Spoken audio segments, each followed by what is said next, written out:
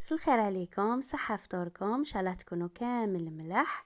دائما مع حلويات العيد جبت لكم حلوى تقليدية جزائرية، تشارك المسكر هو المفضل عندي من بين كامل الحلويات ومستحيل نستغنى عليه، لازم نديروه في العيد. راح نديره لكم بالطريقة الأصلية ديالو. نخليكم مع الفيديو وطريقة التحضير، فرجة ممتعة. نمر مباشرة لطريقة التحضير وفي نفس الوقت نقولكم على المقادير. هنايا درت 3 كيلات فارينة، انتم استعملوا الكيلة اللي تساعدكم. الفارينة هنايا راني غربلتها من قبل، نضيف عليها مغرفة كبيرة تاع لافاني ومغرفة كبيرة تاع سكر غلاس. نزيدو نص مغرفة صغيرة تاع الملح. هنايا كنت دوبت ديجا السمن وخليته يبرد، انا استعملت مدينة.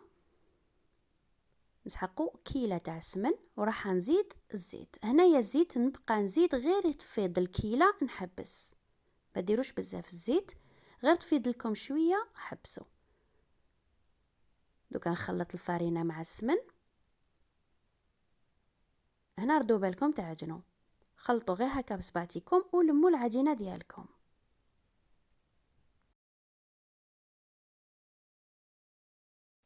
عندي نص كيلة مزهر، الكيلة اللي استعملتها في الأول هي اللي نكمل بها. نبقى نزيد في المزهر ونلم في نفس الوقت، مانيش نعجن، راني نلم في العجينة. ردوا بالكم تعجنوا، راني نزيد في المزهر نرش العجينة وفي نفس الوقت راني نلم فيها.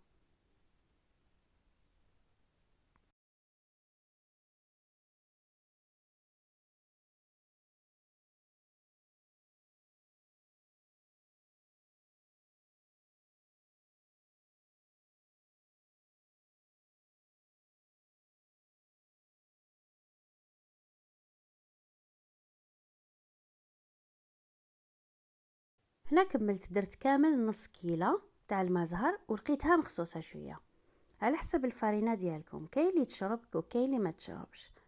دوك نزيد لها شوية مزهر، ما نديرش بزاف، نبقى نزيد بشوية باش من العجينة ما تجينيش يابسة، وما لازمش تجي طرية بزاف، لازم تكون العجينة تكون متماسكة، هذا ما كان. دوك نوري لكم القوام ديالها، هاي اللي كاش تجيكم، ما تجيكم طريه وما تجيكم يابسه. دوكا نديرها في ساشي اليمونتير ونخليها ترتاح لمده ساعه. العجينه تاع الشراك قد ما ترتاح راح تعطيكم نتيجه مليحه وما تعيكمش في الخدمه. نمروا للحشو. هنا عندي 2 كيلات تاع اللوز مرحي محمص ومرحي، ونص كيلة تاع السكر، بغرفه صغيره تاع لافاني. تحبوا ديروا قرفه، انا ما درت غير لافاني.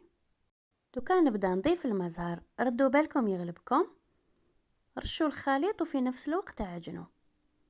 الحشو هنا لازم يتعجن مليح باش ما يجيكمش يابس، وهذا هو السر تاع الحشو داخل الشراك باش يجي معسل وما يجيكمش يابس لداخل، لازم تعجنوه.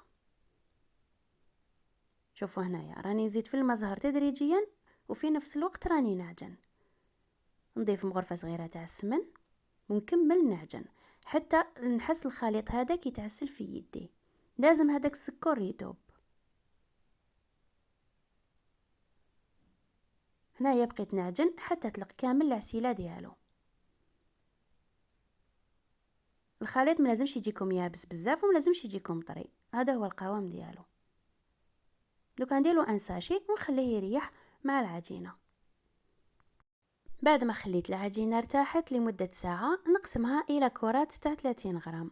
هنايا لازم لكم ميزان باش يجيكم كامل حبات كيف كيف، ولا ما كانش عندكم ميزان تقدروا تخدموا عينكم هي ميزانكم، ديروه برك في الحجم المتوسط باش يجيكم شباب.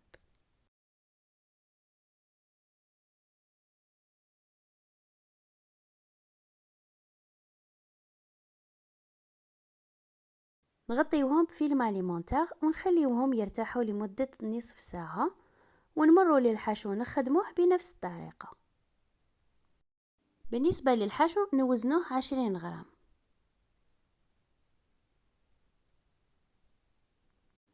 بعد ما وزنت الكرة نخدمها باش تجيني سهلة، نرققها في لي كوتي ونخليها خشينة في الوسط كما راني ندير.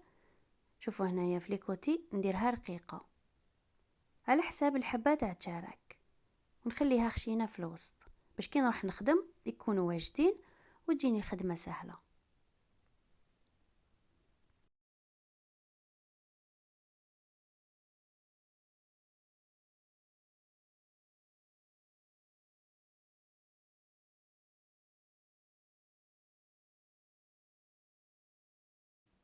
الحشو راهو مخدوم، دوكا نبدا نخدم مباشرة. نحكم الكرة الاولى نحلها. هنايا العجينة لازم تحلوها رقيقة، شارك مسكر لازم الداخل يجي مورق ما يجيش معجن. شوفوا هنا راني نحلها مليح ونسقم لها الشكل في نفس الوقت. دوكا هنا كي نحلها نسيي نشكلها على شكل شارك ونحط الحشو نسقم له الشكل ديالو. في ليكوتي نخليه رقيق وفي الوسط نخليه خشن. وصلوا الحشو حتى الاطراف باش الشارك يجي فيه الحشو من الطرف للطرف. باستعمال الكوبات نرفدوا العجينه ونبداو نخدموا الحبه ديالنا. هنايا كي تكونوا تخدموا اضغطوا مليح العجينه مع الحشو، ما تخلوش فراغ. انا هنا راني نلوي وفي نفس الوقت راني نضغط. نغلقوا مليح هذيك الفتحه باش ما تفتحش الحبه في الفرن. شوفوا هنايا راني نرقق في الجوانب وفي الوسط نخليها هكذاك بومبي باش تجيني الحبه شابه.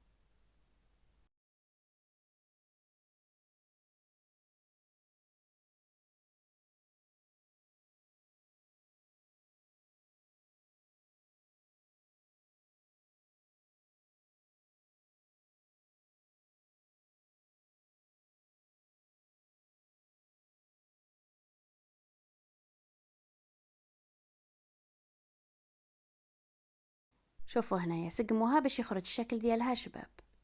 دوكا نكمل العجينه بنفس الطريقه.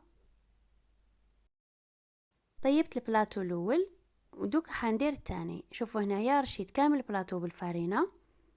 الفرن شعلته على 160 درجه مده الطهي 4 ساعه. شوفوا هنايا كيفاش خليتهم طابو، نحيتهم صفوره تخلوهمش يطيبوا مليح وينشفوا في الفرن. شوفوا الشكل ديالهم قاعد على حاله ما تغيرش، وخليتهم تحصلوا على لون يكون شباب. هذا هو. دوك نطيب البلاطو الثاني ونمروا للتسكار.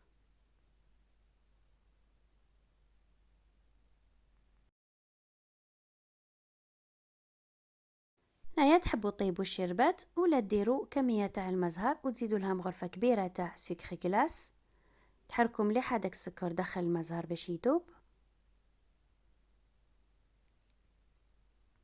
هنايا نشرب الحبه تاع الشارك، ما تخلوهاش تطول بزاف في المزهر، غير شويه ونحوها وحطوها ديريكتومون في السكر كلاس.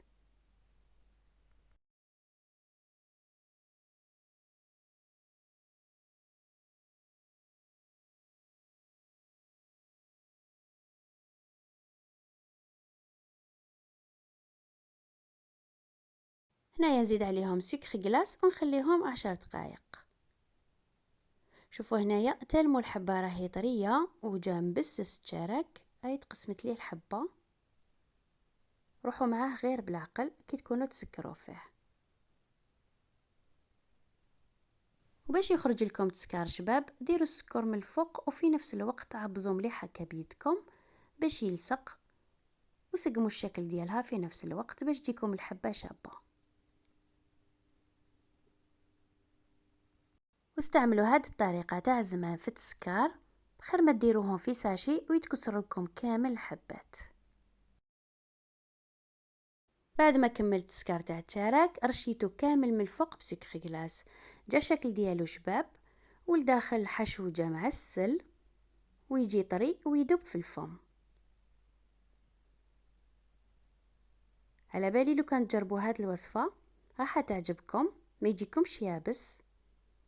ان شاء الله تجربوه في هذا العيد ان شاء الله وتعطوني رايكم. ابعتوا لي تطبيقاتكم على الانستغرام ديالي يحمل نفس الاسم كما القناة. إذا أول مرة تزوروا قناتي ما تنسوش الاشتراك وتبارطاجيو لا فيديو مع الأصدقاء للمزيد من الوصفات. نتلاقاو في وصفة أخرى وفيديو آخر إن شاء الله. صحة سحوركم.